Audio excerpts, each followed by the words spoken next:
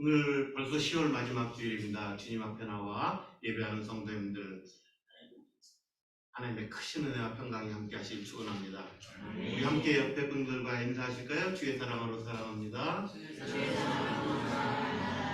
주의 이름으로 축복합니다. 예, 주변에 누가 같이 함께 예배드리는지 이렇게 인사하는 시간을 가졌습니다. 지난 주일 광고 시간에도 말씀드렸듯이 오늘은 종교개혁주일입니다. 몇 년쯤 된지 여러분 아세요? 종교개혁주일, 종교개혁을 한지? 금년이 506주년입니다. 꽤 오래됐죠? 506주년. 1517년 10월 31일 마틴 루터가 그 당시에 캐톨릭의 여러 가지 잘못되고 문제된 것들을 95개 조항을 본인이 교수로 근무하는 독일의 바텐바르크 대학교 교회 앞 강당문에다가 그 95개 조항의 반박문을 붙이면서 종교개혁이 시작했습니다. 물론 그 당시에 아주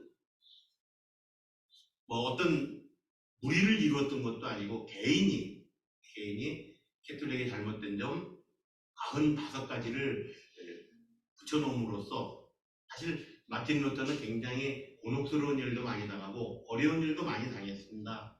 그렇지만 그 99가지 그 반박문이 진실한 내용이고 올바른 내용이었기 때문에 많은 사람이 동조하게 되고 그것으로 인하여 종교가 개혁이 돼서 개신교가 다시 시작하게 되었습니다. 그것을 기념하기 위해서 우리는 매년 10월 마지막 주일을 종교개혁주일로 지킵니다. 왜 종교개혁이 필요할까요? 여러분 생각해 보셨나요? 물론 잘못되니까 종교개혁이 필요하죠. 잘못되었으니까. 뭔가 잘못되었으니까. 그렇죠? 근데 왜 뭔가 잘못되어 갈까요? 우리는 역사를 통해서 우리 기독교의 역사를 한번 살펴봅니다. 꼭 기독교의 문제만은 아닙니다. 종교의 역사를 살펴보면 참 아이러니한 일이 있습니다. 그 종교가 핍박받고 탄압을 받을 때는 그 종교가 순수해지고 다른 종교는 모르겠지만 기독교는 탄압을 받을 때 신앙이 순수해지고 더 큰 부흥의 불길이 일어남을 우리는 기억할 수 있습니다. 초대교회를 한번 살펴볼까요? 로마 군인들이 얼마나 핍박을 하고 박해를 하고 또 순교를 하게 하고 그렇게 했습니까? 근데 초대교회 교인들의 그 순수하고 그 복음을 향한 열정 그리고 전도하는 일에 열정을 쏟았는지 우리가 볼 때 우리가 고개 숙여줄 수밖에 없습니다. 그렇죠? 박해받을 때 오히려 열정이 일어납니다. 구약 성경에도 마찬가지입니다. 잘못해서 하나님이 벌을 내리시고 징계를 하고 그러면 다시 순수하게 돌아온 것을 우리가 너무 많이 보죠. 사사기가 어떻게 기록되어 있어요? 사사기에 보면 이스라엘이 타락합니다. 그러면 하나님이 심판을 하십니다. 어려움을 통해서 회개합니다. 그리고 다시 부흥의 운동이 일어나요. 그러면 새로운 지도자가 나와서 그 부흥을 이끌어 나갑니다. 근데 어느 순간에 또 타락을 해요.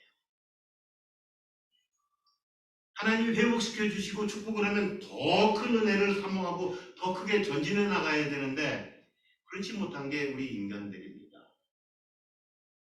로마가 기독교를 핍박하고 그럴 때는 그렇게 열심히 예수님을 믿었는데 이제 로마가 기독교를 국교로 세우고 아주 정부의 막대한 지원을 받게 되고 그리고 많은 사람들이 예수 그리스도를 주님으로 받아들이며 기독교 왕국을 건설했는데 어떻게 됐죠? 중세 시대를 우리는 암흑 시대라고 합니다. 왜요? 신앙이 타락하고 문제를 일으켰기 때문에 우리는 중세 시대를 종교의 암흑시계라고 합니다. 아니, 핍박받을 때는 그렇게 순수한 신앙이 불타는데 왜 정부가 지원하고 후원하고 그런데 그러냐는 거예요.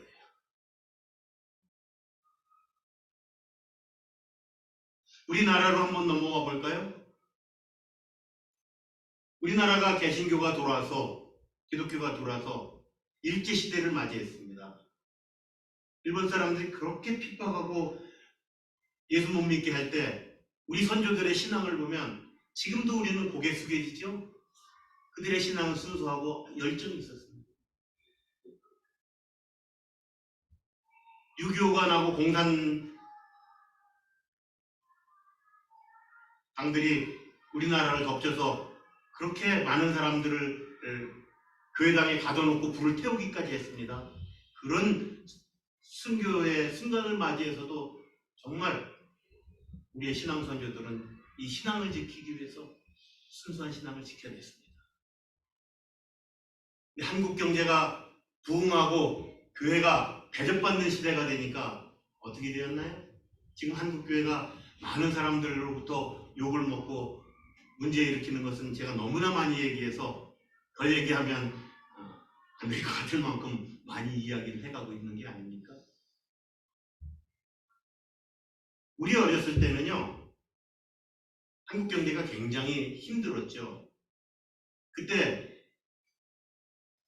교회 목사님들은 정말 힘든 생활을 이어갈 수밖에 없었습니다. 교회에서 뭐 사례비라고 나오는 것들이 별 수 없었고 사회적으로도 인정하지 않았습니다. 그러다 보니까 신랑감 순위에서는 저 하위 1, 2위를 맴돌을 정도로 목사는 인기 없는 직업이었습니다. 한국교회가 부흥하고 이제 세계에서 10대 교회 중에 몇 개가 우리나라에 있습니다. 몇십만 명이 모이는 교회가 한국에 있습니다. 10만 명 넘는 교회가 몇 교회나 됩니다. 한국교회가 커지고 이제 많은 사람들이 지금은 안 그럴지 모르겠지만 한 15년, 20년 전 한국교회가 한참 부흥하고 뭐 할 때 목사님들의 그 결혼 배우자 대상으로 1위를 찍은 적이 있어요. 기억하시나요? 여론조사를 할 때 목사님들을 사회 삼고 싶어하는 장인 장모들이 얼마나 많은지 여러분들 기억하시나요?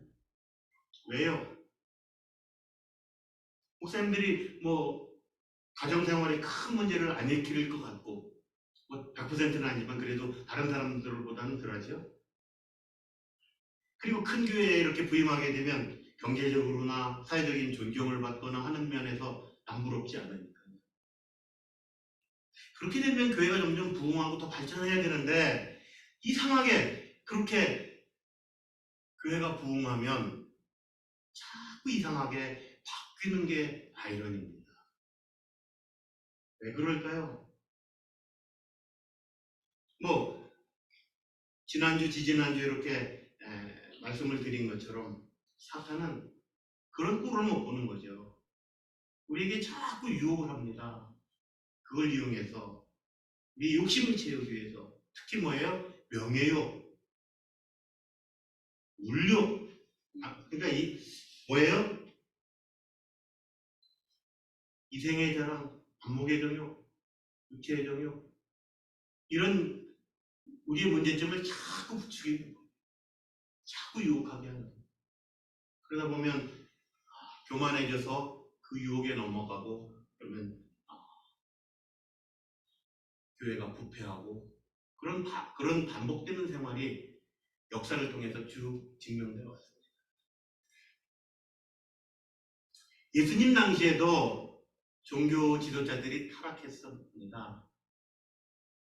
그래서 예수님께서 이 타락한 종교를 개혁하시려 이 땅에 오셨습니다. 오늘도 그 개혁의 한 장면입니다.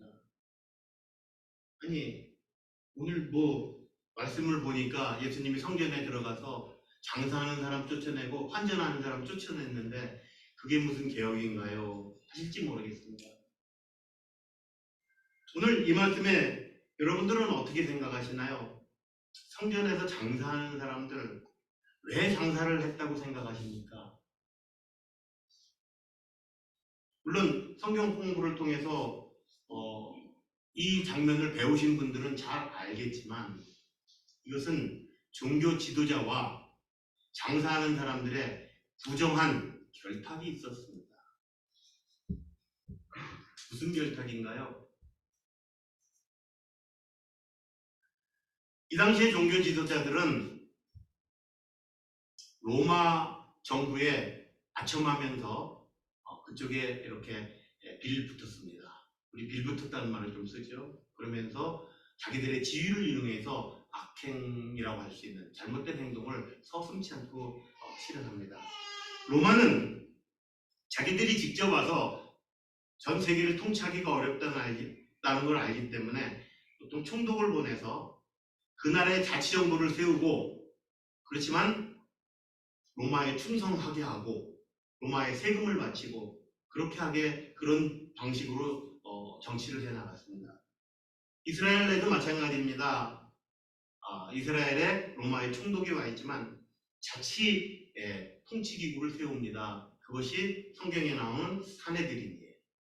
사내들인 공회 그러죠. 이 공회원들은 지금으로 말하면 국회의원과 또 실질적인 행정부와 같은 역할을 합니다. 그러니까 지금 국회의원들보다도 더 큰 세력을 가진 사람들입니다.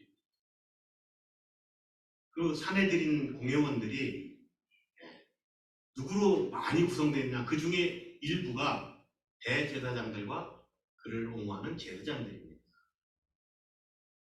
그러면 하나님을 섬기는 대제사장과 제사장들이라면 하나님을 잘 섬기고 국민들을 신앙적으로 잘 인도해야 되는데 이 사람들의 그 가치관은 하나님을 섬기는 게 우선적이 아니고 내 영리 목적이 우선적이었다는 거예요.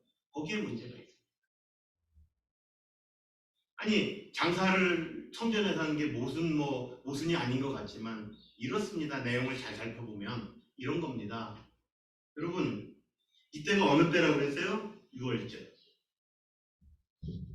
이스라엘의 큰 절기, 세 절기 때에는 세계 방방곡곡에서 이게 흩어졌던 유대인들이 순례를 합니다. 어디로요? 예루살렘으로.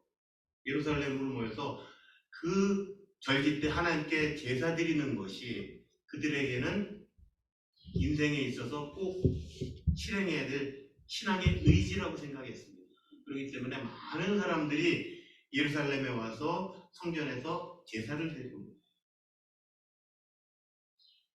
그 구약 성경에서 제사 지내는 법을 여러분들이 아셔서 어떻게 지내는지 아시죠?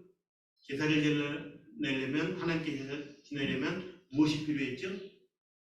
무엇으로 제사 드렸나요? 소. 그러니까 부유한 사람들, 힘 있는 사람들은 소를 하나님께 드립니다. 자기 속죄제로 소를 드립니다. 어중간한 사람들은요, 중상층들은요, 양을 한 마리 드립니다. 가난한 사람들은요, 비둘기로 예배를 드립니다. 제사를 드립니다. 그런데 성경에 뭐라고 되어 있어요? 흠없는 소나 양, 비둘기로 제사를 드리게 되어 있어요. 그러다 보니까 사람들이 제사를 지내려고 제물을 가져오면 그것을 심사하는 제사장들이 있었어요.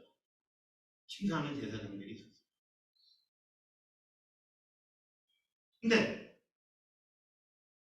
사람들이 제물을 딴 데서 가져오잖아요. 소를 끌고 왔어요. 그럼 검사를 하는데 아주 사소한 일에 트집을 잡고 퇴짜를 놓습니다. 그러면 그 소는 제사를 드릴 수가 없어요. 양도 마찬가지고 비둘기도 마찬가지고. 누군가 밖에서 가지고 오면 그거를 합격시켜주질 않는 거예요. 핑계를 대고 퇴짜를 놓는 거예요. 근데요, 특정한 사람이 파는 특정한 것들은 흠이 있고 없고를 떠나서 어디서 산 물건이다 하는 것만 있으면 그냥 통과를 시켜주는 거예요. 여러분 무슨 소리인지 아시겠죠? 특정인에게 독점권을 주는 거예요. 근데 그럴 경우 여러분들 정상적인 가격에 팔리는 거 보셨나요? 어떤 특정한 사람이 특별한 권리를 받고 이 권리를 받았기 때문에 권리를 준 사람에게 또 뒷돈을 줘야 되겠죠? 근데 그게 정상적인 가격에 팔릴 리가 있나요? 그러니까 터무니없는 비싼 값에 파는 거예요. 터무니없는 비싼 값에 파는 거예요. 요즘도 그런 것이 많이 문제가 되죠. 국가가 큰 대기업에 특정 사업권을 독점을 주면서 거기서 나온 이익의 일부를 자기한테 돌려달라고 하고 그 돈을 물론 백성들을 위해서 쓰면 다행인데 그렇지 되게 그런 정치가들이 별로 없죠. 어떻게 써요? 개인의 이익을 위해서 사리 사욕을 채우는데 쓰는 것이 일반적이지 않습니까? 그러니까 지금 한국 사회도 저렇게 말들이 많은 거예요. 그러니까 많은 기업가들이 또 감옥에 가고 또 타협해서 또 나오기도 하고 또 다시 감옥에도 가고 또 사회에서 지탄도 하고 뭐 그런 것들이 수도 없이 일어나는 게 아닐까요? 정치계에서는 그런 일이 혹시 있더라도 이 종교계에서는 그런 일이 일어나면 안 되는데 예수님 당시에 대제사장들과 제사장들도 그런 잘못된 일을 행한 겁니다. 그래서 오늘 장사들을 보면 뭐 파는 장사들이에요? 소 파는 장사, 양 파는 장사, 비둘기 파는 사람들.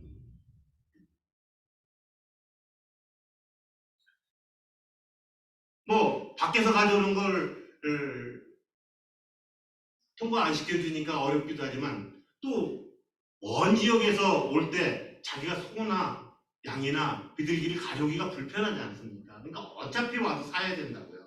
근데 막상 와서 가격이 싸다고 해서 정상적인 가격으로 사 갖고 가니까 통과가 안 되는 거예요. 그러니까 한숨씩 울며 겨자 먹기라고 하죠. 울며 겨자 먹기로 성전에서 파는 그 소와 양과 비둘기를 사서 하나님께 드리는 겁니다.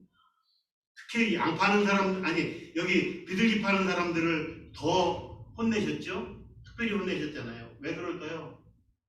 소나 양을 사는 사람들은 그나마 좀 있는 사람들이에요. 그렇죠? 그러니까 소나 양으로 드리죠.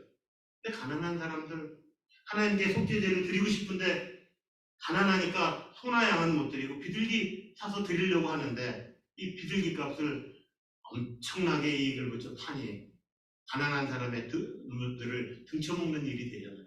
그러니까 나무라십니다. 여기서 가져가라 내 아버지의 집으로 장사할 집을 만들자. 여기 성경에는 순하게 말씀드렸지만 노끈으로 채찍을 만들면서 노발대발 하신 거예요. 썩어 빠진 것들아. 너희들이 그러면서 하나님을 섬긴다고 하느냐? 여기 돈을 바꾸는 사람들이 있다고 그랬습니다. 돈을 바꾸는 사람들은 어떤 사람들인가요? 요새같이 나라와 나라 사이에 돈을 환전해주는 환전소가 아니에요. 성전에 드리는 세금은 우리 신약 성경에 나왔지만 1인당 반세겔이에요. 반세겔이에요. 그렇죠? 반세겔씩 성전에 성전세를 내야 되는데 그게 유대인으로서의 의무인데 그건 다른 돈으로 낼 수 없고 꼭 성전에 나오는 성전의 세겔로 돈을 드리게 돼 있어요. 세금을 내게 돼 있어요. 근데 성전의 세겔은 숫자가 한정이 돼 있어요. 얼마 되질 않습니다. 근데 자기가 가지고 온 그 나라의 화폐로 성전의 세계를 사야 되는데 성전의 세계의 실지 가치보다는 몇 배, 몇십 배를 주고 사야만이 성전세를 낼 수 있었던 게 이 당시의 실정이에요. 그리고 그 이익의 일부분을 누가 가져요? 일부분이 아니라 많은 부분이라고 생각되는데 그걸 누가 가져요? 대제사장과 제사장들이 갖는 거예요. 그러면서 그 사람들에게 특권을 주고 어떤 편법을 쓰는 거예요. 그렇게 부패했던 게 이 시대에 예수님 당시에 그 종교계예요. 그러니까 예수님이 그렇게 야단치고 혼내죠. 너희들이 하나님을 섬긴다고 하는데 외식한다. 외식이 뭐예요? 밖에서 식사하는 게 아니죠. 겉으로만 그럴듯하게 포장하고 속에는 회칠한 무덤과 같다 그러잖아요. 겉에는 회칠해서 보이기 좋을지 모르지만 안에는 썩어가는 시체가 있는 그런 더러운 모습이 너희 모습이라고 그렇게 예수님이 혼내시는 거죠. 이 사건 이후에 성경을 잘 보면 여러분들이 집에 가서 한번 살펴보시기 바랍니다. 이 사건 이후에 대제사장들과 제사장들이 모여서 예수를 죽이기로 그때부터 본격적으로 상의를 합니다. 참 묘하죠. 예수님이 여러 가지 자기들이 볼 때 문제를 일으키는 거죠. 이단아처럼 하나님을 믿는 사람들을 유혹한다고 생각할 때 문제는 있다고 생각하지만 잡아 죽일 생각은 하지 않습니다. 근데 자기들 이익을 아주 이익이 되는 수입원을 예수님이 딱 끊어버리니까 그때부터는 이제 눈에 불을 켜고 예수를 잡아 죽일 생각을 그때부터 모의하는 거예요. 우리 인간의 본성입니다. 우리도 우리의 이익을 침해하는 사람들이 있으면 그거 용서 잘 못하죠. 이 시대의 종교 지도자들이 그렇게 살았습니다. 예수님이 그들을 책망하고 뒤집어 엎습니다. 그것이 종교개혁입니다. 개혁하니까 우리나라의 개혁이라는 말 자체가 혁자가 아주 획기적으로 뭔가 뒤집어 엎고 새로운 것을 제안하는 것 같아요. 그래서 개혁을 한다 그러면 뭐 혁신적인 아이디어가 나와서 지금 있는 기존을 싹 뒤집어 엎고 새로운 걸 만드는 게 개혁이라고 생각하기 쉽습니다. 근데 성경에서의 개혁, 예수님이 하신 개혁은 그런 개혁이 아니에요. 그리고 우리가 해야 될 개혁은 그런 개혁이 아니에요. 개혁하면 리폼, 영어로 부르죠. 아마 에스파뇰은 제가 잘 모르겠지만 레포르마 그럽니까? 레포르마? 네, 개혁. 개혁은 새로운 아이디어를 다시 한번 얘기합니다. 새로운 아이디어로 획기적으로 사회를 뒤집어 놓는 게 아니에요. 개혁은 뭔지 아십니까? 원칙으로 돌아가는 게 개혁입니다.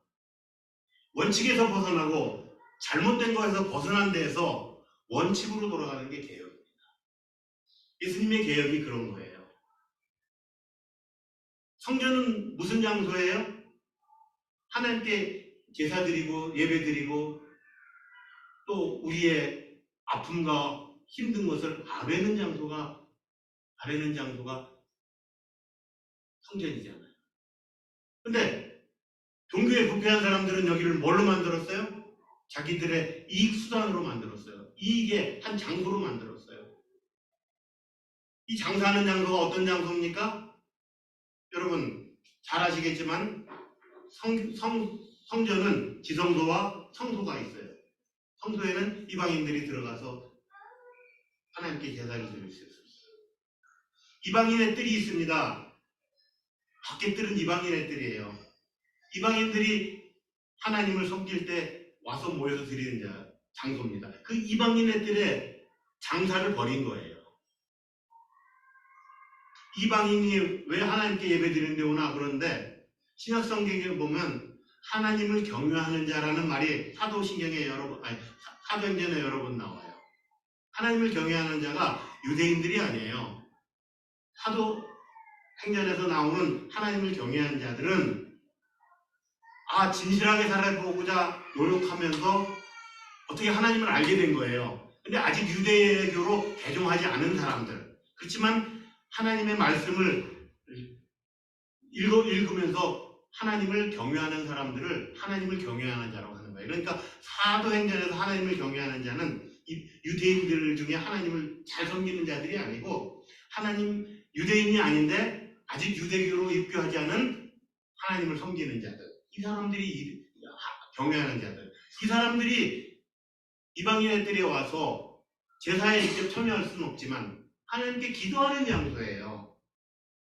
그런 장소를 뭘로 만들어요? 심지어 다른 성경에 보면 마태마가 막 누가복음에 보면 강도의 소굴로 만들었다고 해요. 왜 강도예요? 강도가 어떤 사람이 강도예요?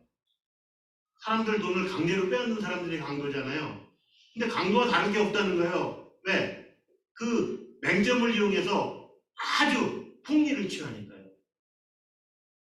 강도와 뭐가 다르냐는 거예요. 강제로 뺏는 거나 뭐가 다르냐는 거예요. 강도의 소굴로 만들었다. 그 강도의 소굴로 만든 걸 원래대로 돌아놓는 것. 그래서 다른 성경에는 뭐라고 해요? 내 집은 만민이 기도하는 집이다. 그래서 오늘 제가 설교 제목을 만민이 기도하는 집. 그건 뭐 예수님이 획기적인 어떤 아이디어를 새로 만든 아이디어가 아니에요. 본래 이방인 애들은 세계 만민 중에서 하나님을 섬기고 하는 사람들이 와서 기도하는 그 장소예요. 그러니까 원칙으로 돌아가게 만든 것이 예수님의 개혁이에요. 종교개혁을 일으켰던 마틴 루터가 개혁을 할 때 뭐 새로운 혁신적인 걸 이야기했나요? 아니요. 95가지를 보면 뭐예요? 성경에 나온 대로 성경대로 돌아가자는 거예요. 성경대로 돌아가자. 뭐 새로운 아이디어, 뭐 종교개혁이니까 뭐 하나님을 믿는 사람들은 이렇게 살아야 된다고 새로운 아이디어를 낸 게 아니라 우리는 성경대로 사는 것이 올바른 일이다 하고 성경대로 사는 것을 강조하고 있습니다. 캐톨릭이 부흥하면서 아주 의리의리한 유럽의 그 성당들을 지켜야 되죠.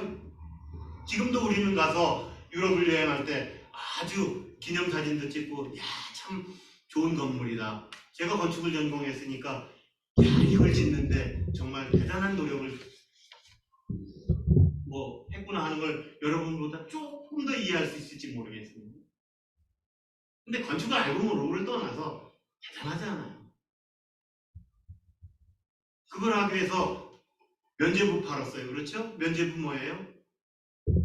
성경에 없는 내용이에요. 그걸 자기들 어떤 목적을 위해서 쓰는 거예요. 사람이 죽으면 연옥에 간다고 그래요. 어디 성경에 연옥이 나와요?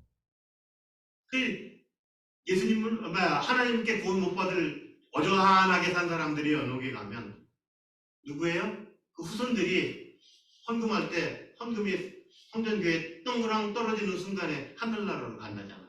어디 그런 말이 있어요? 그러니까 마틴 루터가 캐치프레이즈로 내세운 성경 구절이 뭐예요? 로마서 1장 17절. 의인은 믿음으로 말미암아 산다. 의인은 믿음으로만. 우리 구원은 믿음으로만 구원받는다. 우리가 헌금함으로써 땡그랑 소리 날 때 천국 가는 게 아니고 믿음으로만 천국에 갈 수 있다. 그게 성경의 원리잖아요. 성경으로 돌아가자. 이걸 주장하면서 개혁을 일으킵니다.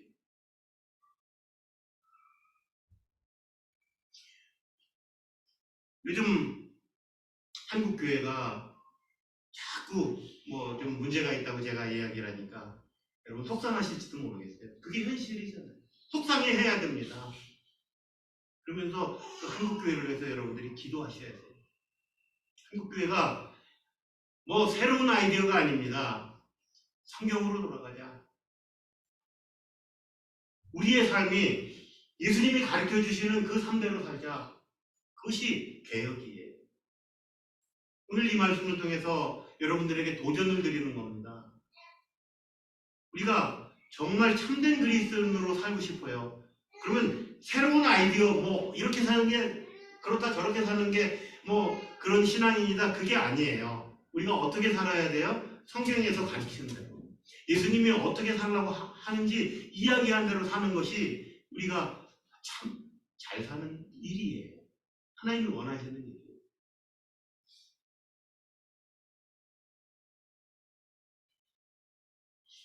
예수님이 보는 가치관은 이 세상의 가치관과는 조금 다릅니다.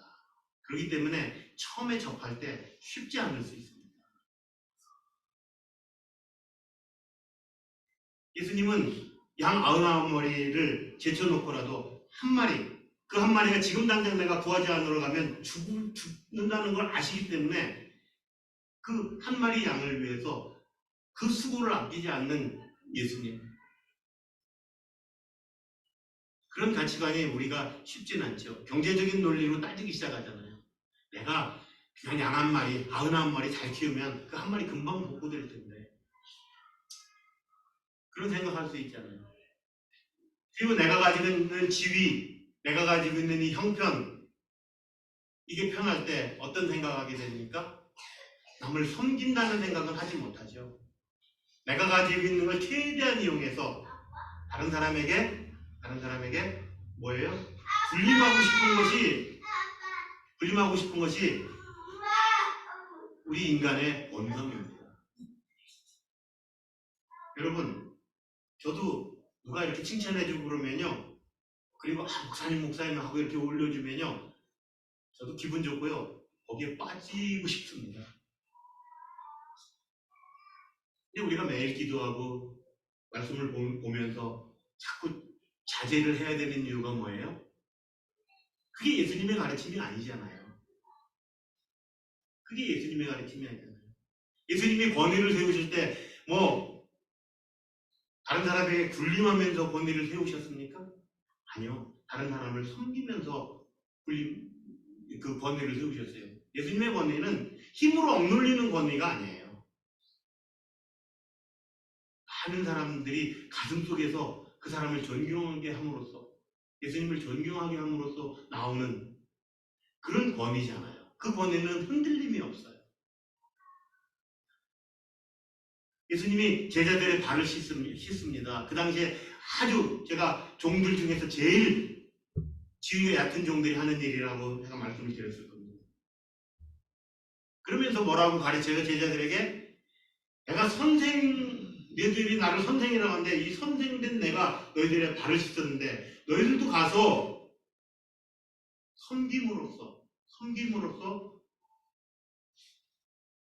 섬기는 리더십을 그때 제자들에게 가르칩니다.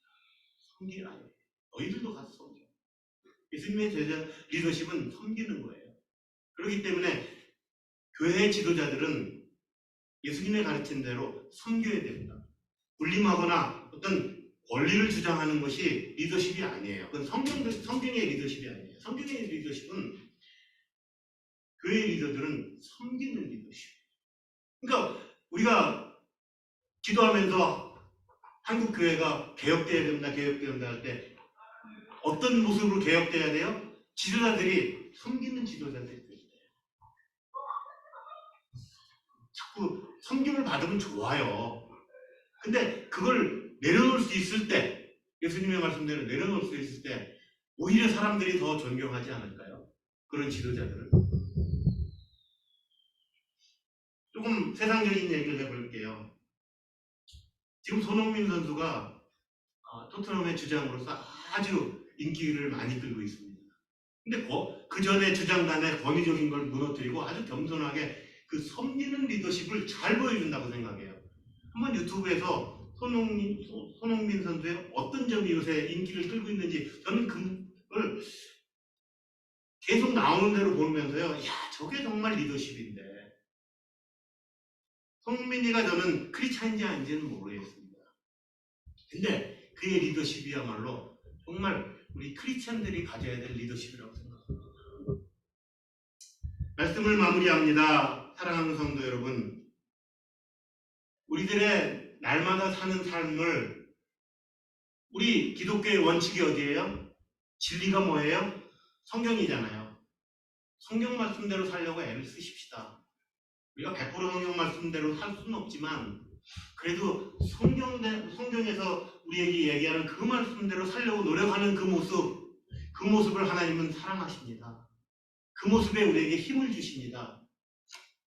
그 모습에 우리를 자꾸 변화시켜서 더 훌륭한 인격으로 갖춰나가게 하십니다. 저와 여러분이 그런 사람이 되십시다. 우리 사회와 국가가 원리 원칙에 벗어나지 않고 진리를 추구하는 사회가 되었으면 좋겠습니다. 어떤 요령이나 거짓말이 펼치는 게 아니라 진리로 돌아와서 원칙을 준수하는 사회와 나라가 되기를 기도하십시다.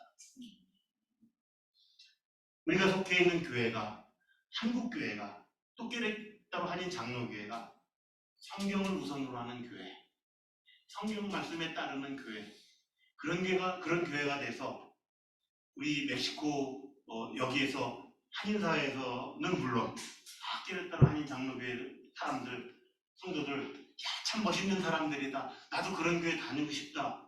그게 전도의 시작이에요. 그렇게 전도하는 게 정말 전도예요. 그렇게 감동받은 사람들은요, 교회 와도 흔들리지 않아요.